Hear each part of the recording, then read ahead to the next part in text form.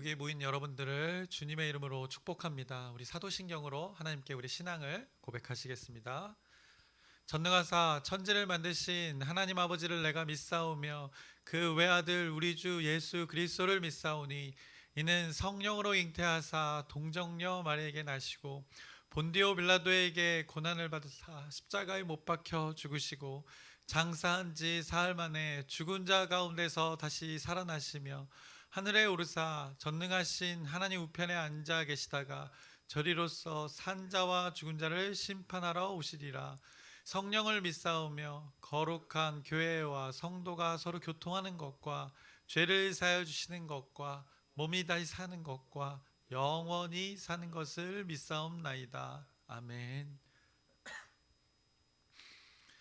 살아계신 하나님 아버지, 오늘도 우리에게 새날 새 생명 허락해 주심을 감사합니다. 오늘도 어김없이 하나님의 약속을 붙들고 살고자 이 자리에 모였습니다.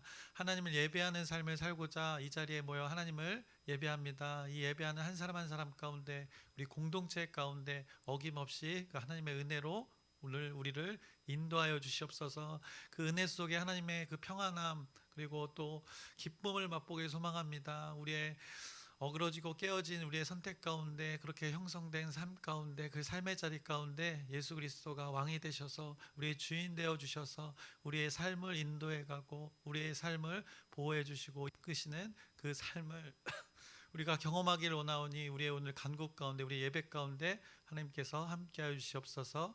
예수님의 이름으로 기도드렸사옵나이다. 아멘. 함께 찬송가 505장 찬양하시겠습니다. 새 찬송가 505장입니다. 온 세상 위하여 함께 찬양하시겠습니다.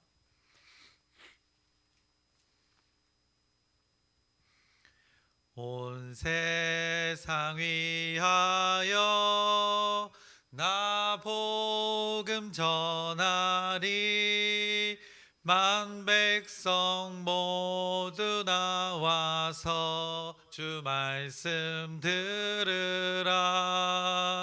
죄 중에 빠져서 헤매는 자들아, 주님의 음성 듣고서 너 구원 받으라. 전하고 기도해 매일 증인 되리라. 세상 사는 사람 다 듣고 그 사랑 알도록 온 세상 위하여 이 복음 전하리. 저 죄인 회개하고서 주 예수 믿으라. 이 세상 구하려 주 돌아가신 것 나 증거하지 않으면 그 사랑 모르리. 전하고 기도해 매일 증인 되리라. 세상 모든 사람 다 듣고 그 사랑 알도록 온 세상 위하여 주 은혜 임하니. 주 예수 이름 힘입어 이 복음 전하자. 먼 곳에 나가서 전하지 못해도 나 어느 곳에 있든지 늘 기도 힘쓰리. 전하고 기도해 매일 증인 되리라. 세상 모든 사람 다 듣고 그 사랑 알도록. 아멘. 오늘 함께 나누실 말씀은 마태복음 9장 9절부터 13절까지의 말씀 함께 나누겠습니다. 마태복음 9장 9절부터 13절까지의 말씀입니다. 우리가 마태복음 9장의 말씀을 이제 나누고 있습니다. 그래서 그 전에 앞전에 어떤 일들이 있었는가? 예수님께서 이방의 지역에, 그 데가볼리 지역의 그 가다라 지방에 가셔서 이방들 앞에서 귀신을 쫓아내는 사역, 그 8장 후반부에 있었고, 다시 예수님의 공생의 그 주 무대인 그 갈릴리 바다 가운데 오셔서 그 갈릴리 바다 동편에서 서편으로 다시 넘어오시면서 그 성경의 주 무대인, 예수님의 주 무대인 가버나움으로 돌아오셨습니다. 그래서 그곳에서는 일찍이 많은 사람들이 예수님의 이적과 기적을 경험했기에 이 다시 나타난 예수님을 많은 사람이 또 따라다니기 시작했습니다. 그래서 예수님은 언제나 동일하게 이곳저곳을 다니시면서 예수님은 그 그리스도의 사역을 감당하셨습니다. 그렇게 여러 곳을 다니면서 다른 곳으로 이동하는 중에 그 이스라엘 백성들이 사는 곳에 그 세관 앞을 지나가게 되었습니다. 세관이라는 곳, 당시 이스라엘은 로마의 지배를 이렇게 당하고 있던 상태였습니다. 그래서 로마 그 제국의 지휘 아래 이스라엘 백성들의 그 소산을 현물이든 현금이든 있는 것들을 일정 부분을 로마에 보내는 일들을 하였습니다. 그런 것을 관리하던 곳이 바로 당시에 이 세관이라는 곳이었습니다. 그렇게 예수님께서 무리들과 세관 앞을 지나던 중 그 앞에 앉아있던 한 사람을 만나게 되는 것이 오늘 본문의 말씀입니다. 그 앞에 앉아있던 한 사람, 알페오의 아들 그 레위라고 불리는 그 마태라는 사람을 오늘 만나게 되는 것입니다. 그래서 그때의 일들을 오늘 본문 9절이 전하고 있습니다. 9절을 보시면 이렇게 말씀합니다. 예수께서 그곳을 떠나 지나가시다가 마테라 하는 사람이 세관에 앉아있는 것을 보시고 이르시되 나를 따르라 하시니 일어나 따르니라 라고 오늘 성경이 아주 간략하게 말씀하고 있습니다. 그래서 세관 앞에 앉아있던 마테를 보시고는 예수님이 전하는 말씀 한마디 하셨습니다. 성경이 말씀하기로 단 한마디였습니다. 나를 따르라 였습니다. 그랬더니 그가 일어나 따랐다고 성경이 말씀하고 있습니다. 예수님은 그의 이름도 묻지도 않고 나이도 묻지도 않고 고향도 묻지도 않으시고 그의 직업도 묻지도 않으시고 그의 삶에 대해서 전혀 묻지 않으시고 그에게 던진 예수님의 말씀은 딱 하나, 나를 따르라 였던 것입니다. 그 천국에 속하는 것, 하나님 나라에 속하는 것이 무엇인지를 그 방향성을 분명하게 모든 사람들 앞에서 제시해 주신 것입니다. 앞서 9절 이전의 말씀에 나타난 예수님 어떠하셨습니까? 많은 기적을 행하시면서 그 중풍병자를 또 만나셨고 또 그의 친구들, 중풍병자로 예를 들면 중풍병자와 그의 친구들 만나자마자 예수님은 그들의 무엇을 봤다고 성경이 말씀했습니까? 바로 믿음, 그 아픔을 먼저 어떤 침상에 누워오는 그의 질병이 무엇이냐 말했던 것이 아니라 예수님은 그의 믿음을 보셨다라고 성경이 말씀했습니다. 믿음, 그 마음의 상태를 보았던 것입니다. 보이지 않는 그 마음의 상태를 예수님이 먼저 보셨던 것입니다. 그리고 그 예수님이 중풍병자의 그 죄사함을 선포했습니다. 그때 서기관들이 속으로 생각했던 것, 그 사람들이 서기관들이 생각했던 것, 이 사람이 신성모독을 한다 마음으로 생각으로 판단했던 것입니다. 그것을 또 예수님이 그 마음을 다 보고 알고 계셨습니다. 그래서 같은 맥락인 것입니다. 예수님은 이러한 분이다라는 것을 성경 속에 담아서 모든 사람들에게 지금 전하고 있는 것입니다. 예수님은 세관 앞에 앉아있던 마태에게 묻지도 따지지도 않고 그냥 그의 마음을 간파하시고는 그의 삶의 방향성을 제시해 주었던 것입니다. 그래서 사람의 생각과 마음과 영을 감찰하시는 그 하나님의 영이 누구에게 있는가? 예수에게 있다는 것을 성경이 나타내고 있는 것입니다. 그 예수라는 사람이 하나님의 능력으로 한 사람의 인생을 다 관찰하시고 그에게 가장 필요한 것이 무엇인지를 알고 그 필요를 제시해 주시고 그 사람이 그것에 반응해서 따랐던 일들을 이 한 구절에 다 담아서 말씀하고 있는 것입니다.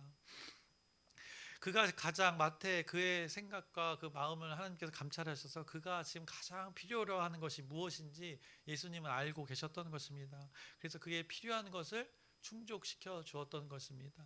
그래서 그가 간절히 원하고 바랬던 것 무엇이었을까요? 그의 마음 한 구석에 그의 생각의 한 구석에 늘 자리 잡고 있었던 그것은 무엇이었을까요?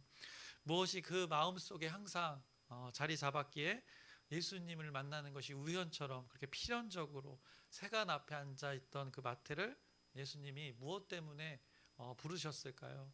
뒤에 구절에서 우리가 답을 알 수 있습니다. 오늘 본문의 마지막 뒷부분이 12절과 13절의 말씀을 보시면 예수께서 이제 앞에 바리새인들과 대화 후에 이렇게 말씀합니다. 예수께서 들으시고 이르시되 건강한 자에게는 의사가 쓸데없고 병든 자에게라야 쓸데있느니라. 너희는 가서 내가 긍휼을 원하고 제사를 원하지 아니하노라 하신 뜻이 무엇인지 배우라. 나는 의인을 부르러 온 것이 아니요 죄인을 부르러 왔노라 하시니라. 라고 마태가 가장 필요했던 것, 그 긍휼을 그가 경험했던 것입니다. 그리고 그가 한마디로 영적으로 아픈 자였던 것입니다. 그것을 그 순간에 고침을, 하나님의 만남을 통해서 고침을 받은 것입니다. 죄인을 부르러 왔다고 했습니다. 그래서 그의 상태가 죄인의 상태였는데 하나님은 예수님을 만남을 통해서 그 의인으로 의인의 방향으로 갈 수 있는 그 변화의 시간을 맞이했기 때문에 그가 그 외침에 당연히 따를 수밖에 없었던 것입니다. 그래서 오늘 이 뒷부분에 나는 의인을 부르러 온 것이 아니라 죄인을 부르러 왔다. 바로 이것이 그의 문제의 답이 되었던 것입니다. 마태를 부르신 이유, 그가 자신의 죄의 문제를 어느 정도 인지하고 있었던 것입니다. 자각하고 있었던 것입니다. 그의 마음 한구석에 이 죄의 문제를 자각하고 해결받기를 원하는 그의 상태였던 것입니다. 누구의 존재도 어떤 존재도 자신이 죄라고 여기는 그 영역을 그 누구를 통해서든 해결받기를 원했던 것입니다. 그런데 예수라는 존재가, 예수의 존재가 자신의 동네에 나타난 것입니다.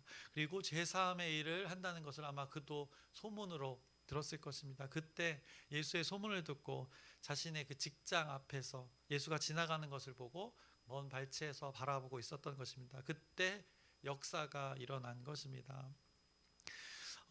마태 왜 예수님의 무리 속으로 들어가지 못했을까요? 당시에 세관에서 일하는 세리였기 때문입니다. 그래서 세리는 여러분들이 잘 알다시피 당시에 배신자였던 것입니다. 로마의 앞잡이로 여겨졌던 것입니다. 그래서 공동체, 유대 공동체에 속하지 못하는 그들만의 룰이 있었던 것입니다. 그래서 유대인의 회당에도 출입이 금지되었던 것입니다. 그런 직업으로 살아가던 사람이었던 것입니다. 그리고 또 로마법에 의해서, 로마의 법에 의하면 로마 황제를 신으로 여겨야 됩니다. 그러니 그 법에 의해서도 하나님의 공동체에 가서 제사를 드릴 수 없었던 것입니다. 예배할 수 없는 상황이었던 것입니다. 그가 선택한 직업이 그렇게 살게끔 했던 것입니다. 그것이 늘 마음 가운데 자리 잡고 있었던 것입니다. 그래서 유대 공동체에 속하지 못해서 그렇게 자기 직장에서만, 좁은 공간에서, 좁은 그 울타리 안에서만 그의 삶을 살았던 그의 삶이었던 것입니다. 자연스럽게 유대 공동체에 함께할 수 없었고 늘 외로이 동일 직업의 무리들과만 어울리면서, 또 아니면 이방 민족들과만 교류하면서 하나님의 법으로 살아가는 자들이 아닌 다른 법으로 살아가는 자들과의 그 교류만 있었던 것입니다. 그리고 또 유대 공동체 입장에서 보면 이 세리라는 직업, 철저히 변절자였고 배신자였던 것입니다.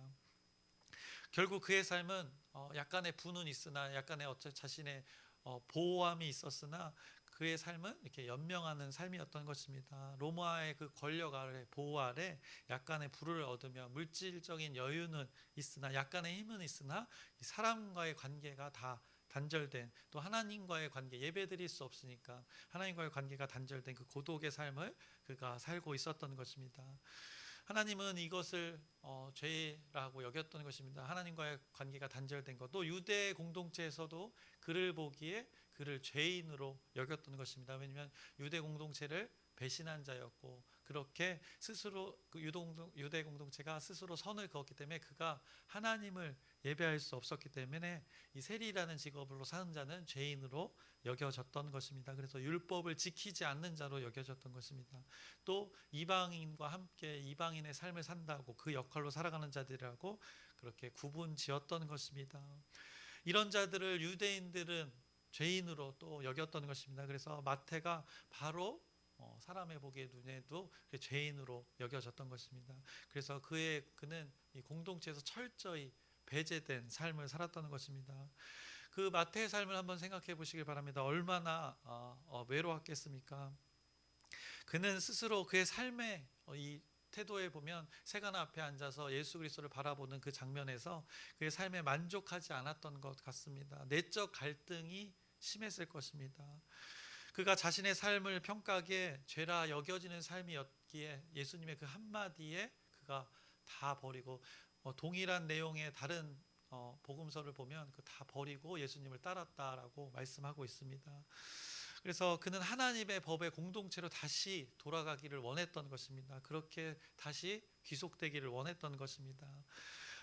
그런데 어떤 누구도 그런 자신의 내적 갈등을 받아주는 사람이, 그런 공동체가 없으니, 자신의 내적 갈등을 받아줄, 고민을 들어줄 누구도 없으니 그렇게 괴롭게 살고 있었던, 시간만 보내던 삶이었던 것입니다. 그때 아주 우연히 필연처럼 예수님이 그 앞을 지나가게 되신 것입니다.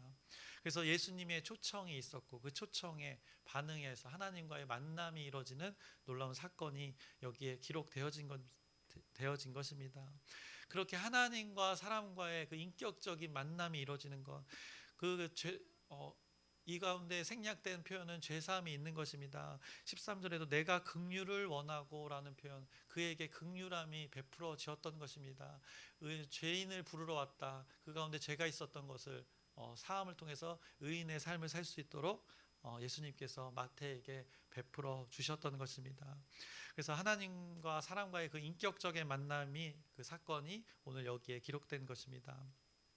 예수님은 마태에게 따르라 했습니다. 마태는 그리고 그것에 반응해서 다 버리고 따른다고 하면서 예수님을 자신의 집으로 초대했습니다. 그래서 예수님의 초청에 그도 응했고, 또 예수님의 자신의 집에 초대하는 것에 예수님도 응했습니다. 그것을 10절에 말씀하고 있습니다. 예수께서 마태의 집에서 앉아 음식을 잡수실 때 많은 세리와 죄인들이 와서 예수와 그의 제자들과 함께 앉았더니라고, 예수의 그 무리와 하나님의 다스림 속에 있는 자들이 죄인들과, 사람들의 보기에 눈에 그 죄인들과 이렇게 함께 잔치를 벌이는 것, 식탁의 교제를 하는 것을 오늘 성경이 말씀합니다. 예수님을 환대하는 것으로 반응한 것입니다. 예수님을 결국 그 주인으로 받아들였던 것입니다. 이 동일한 내용의 누가복음의 말씀에는 이 식탁의 이 교제를 잔치라는 단어를 사용해서 표현하고 있습니다. 그래서 잔치를 여기에 다시 한번 우리가 적용해 보면, 보통 잔치는 언제 합니까? 요즘도 잔치는 굉장히 의미 있는 일이 합니다. 당시에는 더 잔치라는 것은 더 귀한 일이었고 아주 특별할 때 하는 것입니다. 그런데 마태가 예수님을 만났을 때, 따르라 했을 때 예수님을 자신의 집에 초청해서 이 일을 벌였던 것입니다. 그래서 보통 우리가 잔치하는 거 생일 잔치를 보통 합니다. 그래서 생일이 무엇인지 여러분들이 잘 아실 것입니다. 우리가 태어난 것을 기념하는 것입니다. 한마디로 마태가 다시 태어났다 생각한 것 같습니다. 아주 의미 있는 일을 경험한 것입니다. 예수를 따르고자 했던 일이, 잔치가 다시 자신의 거듭남의 일이라 생각되어져서 그 잔치를 벌였던 것입니다. 자신의 삶의 전환점이 이루어진 것입니다.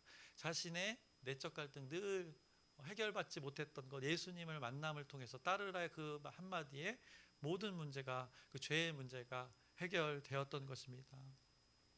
그의 갈등, 죄에 대한 문제를 고민하고 갈등했던 것, 예수님께서 앞서 중풍병자와 그의 친구들과 또 서기관들과 예수님께서 감찰하셨던 것처럼 그의 마음을 감찰하시고 그에게 다가가 손을 내미셨던 것입니다. 그 자신의 그 죄의 문제를, 그것을 해결받은 것입니다. 예수님께서 말씀하셨듯이 죄인을 불러 회개시키기 위해 오신 그 예수님의 일하심을 마태가 경험했던 것입니다. 그것을 이제 바리새인들에게 가르쳐 주고 있는 것입니다.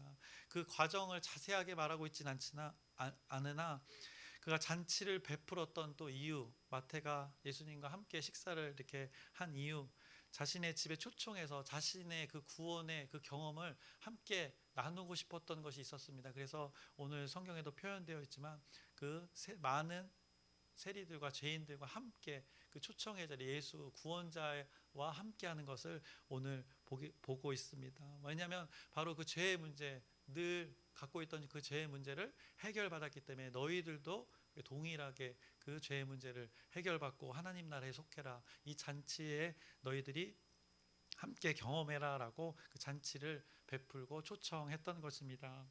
그래서 12절의 비유처럼 12절의 건강에 대해서 비유를 합니다. 병든 몸이 고침을 받는 것처럼 그 자신의 영이 병들어서 하나님과 단절되었던 그 삶의 방식으로 살아가는 자들, 스스로 주인이 되었던 그 가치관들이 오늘 예수님의 부르심을 통해서 전환이 되어지는 것을 경험했기에 많은 이들을 다시 동일한 부류의 그 자기의 사람들을 초청했던 것입니다. 그의 잔치의 식사를 통해서 예수님과 함께 먹고 나누면서 분명히 그 팔복을 나누었을 것이라 생각되어집니다. 하나님의 가치관을 그곳에서 나누었을 것이라 생각됩니다. 그래서 예수님의 부르심에 그가 기쁨의 잔치를 열었던 이유, 구원의 감격이 있었기 때문에 그 잔치를 통해서 또 다른 이가 또 구원의 감격을 경험하길 원했던 하나님 나라의 원리가 여기에 담겨져서 전해지고 있는 것입니다. 그런데 이런 잔치의 분위기를 뒤집으려는 자들이 있었습니다. 이 상황을 그대로 누가 보았는가? 바로 율법의 또 행위로 자기들이 잘하고 율법을 잘 안다고 하는 바리새인들이 있었던 것입니다. 겉으로 봤을 때는, 사람의 눈으로 봤을 때는, 그들의 시선으로 봤을 때는 이 사람들 세리들, 죄인들이라고 하는 자들, 하나님의 법을 잘 지키지 않는 자들입니다. 이 사람들 하나님을 예배하지도 못하는 자들, 결국 하나님을 예배하지 않는 자들이라고 했던 그들의 생각이 있었습니다. 그런데 그들이 이 상황을 목격했던 것입니다. 그래서 그들이 11절에 질문을 했던 것입니다. 바리새인들이 보고 그의 제자들에게 이르되 어찌하여 너희 선생은 세리와 죄인들과 함께 잡수시냐라고 말하고 있는 것입니다. 이 마태복음의 특징, 독자가 누구입니까? 유대인들입니다. 그 마태복음 유대인들의 관점에서 유대인들이 어떻게 들어야 될지를 말씀해주고 있습니다. 마태복음은 바로 바리새인들의 관점을 철저히 주의하고 경계하고 배제할 것을 전하고 있는 것입니다. 앞서도 마태복음이 유독 외식을 경계하라, 그것 하나님의 본질을 말하지 않는 것에 대해서 계속 말씀했는데 그것의 연장선이 계속 되어지는 것입니다. 자신들의 관점에서는 지금 예수님의 일하심, 죄를 범하고 있다 판단하는 것입니다. 그들이 또 어느 자리에 있는 것입니까? 또다시 이 판단의 자리, 비판의 자리에, 정죄의 자리에 서 있음을 보게 되는 것입니다. 그들은 율법을 잘 안다, 하나님을 잘 안다 하면서 늘 이렇게 평가하고 잣대를 들이대면서 자신의 의로 이 남을 평가하고 비판하는 정죄의 자리에 있음을 성경이 또 말씀하는 것입니다. 그들에게 제발 이런 외식 좀 하지 말라라고 예수님께서 이 구원의 역사가 일어나는 것 가운데 또 깨우치게 하는 것입니다. 지금 죄인들을 불러 모아 돌이킴의 일을 위해서 지금 한마디로 천국 잔치가 벌어진 것인데 너희들은 지금 그따위의 질문을 하느냐고 지금 예수님께서 책망하는 것이 바로 이 말씀이 되는 것입니다. 늘 스스로가 하나님의 말씀을, 하나님의 뜻을 잘 아는 자에게 예수님께서 지금 말씀하고 계시는 것입니다. 지금 병든 자 고치는 것이라는 거 표현하고 있는 것입니다. 예수님은 지금 살리는 일을 하고 있다고 지금 말씀하고 있는 것입니다. 은혜가 베풀어지는 현장이라는 것입니다. 누구나 죄인이라고 여겨지는 이들에게 하나님의 은혜가 베풀어지고 있다고, 그들과 함께하고 있음을 말씀하고 있는 것입니다. 당연히 죄인이라고 여겨지는 자들과 지금 하나님의 아들 예수가 지금 함께 식사함으로 잔치가 벌어지고 있는 상황을 오늘 성경이 아주 짤막하지만 그 천국 잔치의 일들을 지금 말씀해주고 있습니다. 그 가운데 삐딱한 사람의 시선으로 자기가 주인 되어져서 자기의 의로 언제나 그 외식의 자리에 있던 자들을 함께 대조해서 우리가 어떤 삶을 살아야 될지 예수님께서 깨우쳐 주시는 것입니다. 그래서 예수님은 하나님의 나라, 그 천국의 섭리를 알려주시는 것입니다. 바리새인들은 그 죄인 자신들의 관점에서 죄인들과 함께하는 것이 오염이라고 생각했던 것입니다. 그것이 거룩이 아니라고 생각했습니다. 그런데 세상 속에서 죄인들을 피해서 예수님께서는 거룩해지는 것이 아니라 말씀합니다.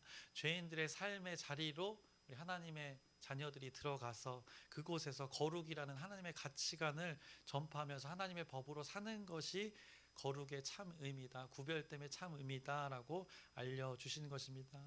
세상과 단절되어서 나만 홀로 이렇게 거룩이라는 것을 추구하는 것이 아니라 천국이라는 것은 하나님의 다스림이 누구에게 있도록 하는 것인가? 결국에는 죄인들, 죄가 있는 곳에 하나님의 다스림이 물들게 하는 것이 하나님의 섭리, 하나님 나라, 마태복음에서 말한 천국의 섭리다라고 오늘 그 예를 샘플로 아주 정확하게 알려주시는 것입니다. 그래서 예수님의 가르친 팔복이 있었습니다. 빛과 소금, 어디서 그것을 그렇게 살라고 말씀했는가? 세상 속에서 그렇게 살라고 했습니다.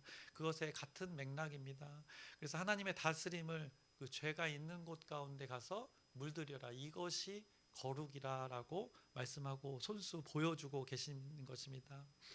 그래서 판단과 그런 비판의 자리가 아니라 청지기로서, 대리자로서 그 자리에서 하나님의 자녀로 살아가라, 그것이 이 거룩이고 하나님 자녀의 삶이다라고, 그것이 의인의 삶이다라고 아주 아름다운 샘플의 삶을 오늘 말씀하고 계십니다.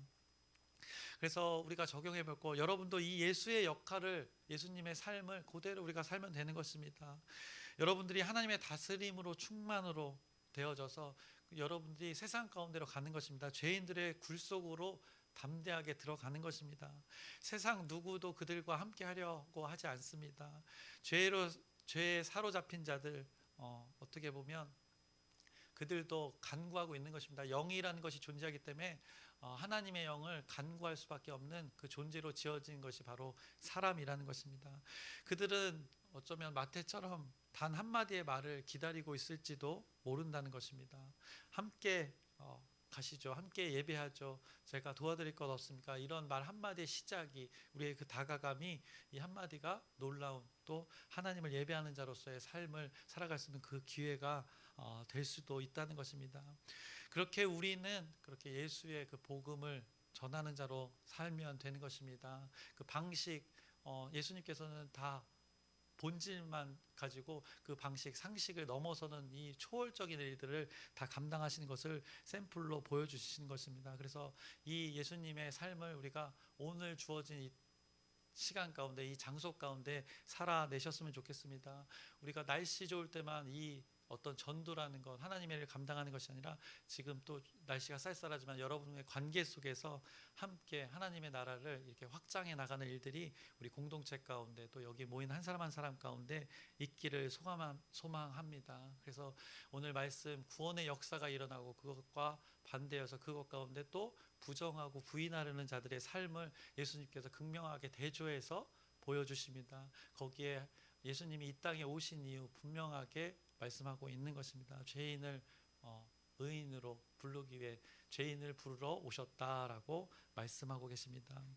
죄가 있는 곳에 예수님이 함께 하고 계시다라고 말씀합니다. 하나님의 시선으로 우리가 늘 살아가셨으면 좋겠습니다. 그래서 많은 여러분의 주변에 하나님을 알지 못하는 자들 분명히 있을 것입니다. 그 가운데 하나님의 마음으로 그곳에 가서 하나님의 이름을 고백하며, 예수님의 이름을 고백하며 그들이 그것을 듣고 천국 잔치에 함께 참여하게 되는 일들이 우리의 삶 가운데 있기를 주님의 이름으로 축원합니다. 기도하겠습니다. 살아계신 하나님 아버지, 하나님께서 또 말씀을 우리에게 주셨습니다. 예수님의 그 놀라운 일들의, 그 기적의 일들, 구원의 역사의 일들을, 그 샘플을 또 우리에게 보여주셨습니다. 이 예수님의 삶이 우리의 삶 되기를 소망합니다. 하나님의 영이 지배하여서 하나님의 다스림 속에 예수님이 하셨던 일들을 우리가 이 땅에서 감당하길 소망합니다. 청지기로서, 대리자로서 그 하나님의 마음이 우리를 통하여서 하나님을 알지 못하는 자들에게 흘러가길 소망합니다. 그래서 그곳이 천국 잔치가 되어지길 소망합니다. 우리의 가정이, 우리의 직장이, 우리의 공동체가 이 하나님의 가르침과 하나님의 마음이 담겨져 흘러가서 그곳에 하나님 나라가, 천국이 임하는 우리의 삶의 자리 되게 인도하여 주시옵소서. 예수님의 이름으로 기도드렸습나이다. 아멘. 하늘에 계신 우리 아버지여, 이름이 거룩히 여김을 받으시오며 나라의 마옵시며 뜻이 하늘에서 이루어진 것 같이 땅에서도 이루어지이다.